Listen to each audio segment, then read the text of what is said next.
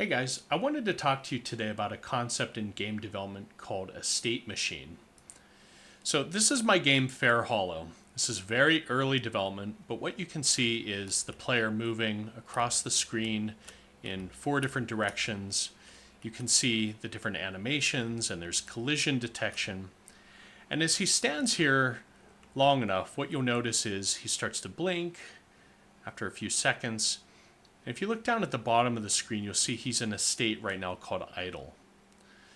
So after about 10 seconds or so, he moves into this state called impatient. He starts to tap his foot here like Sonic. What's really happening behind the scenes is there's a ton of code that's handling the transition from one state to another.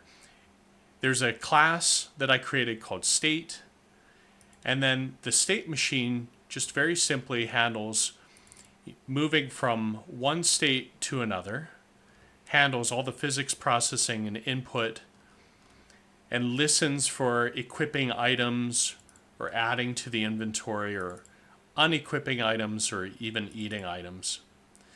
But then each state stands on its own. The state, for example, the eat drink state, really doesn't care how it got called. The player doesn't need to know how it was entered into the eat drink state. All it needs to do is know what to do once it's in that state.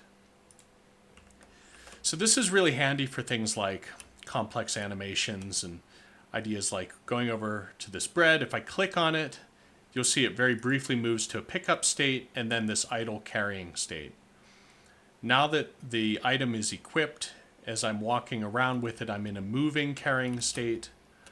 And finally, if I stand here and I click on the bread loaf in my hotkeys and go to eat, it moves into that eat drink state and then back to idle.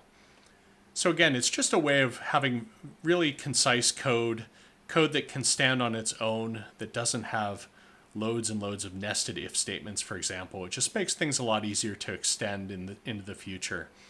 And in the future, I do want to add additional states for things like combat or crafting or riding animals, all sorts of things. So thanks again.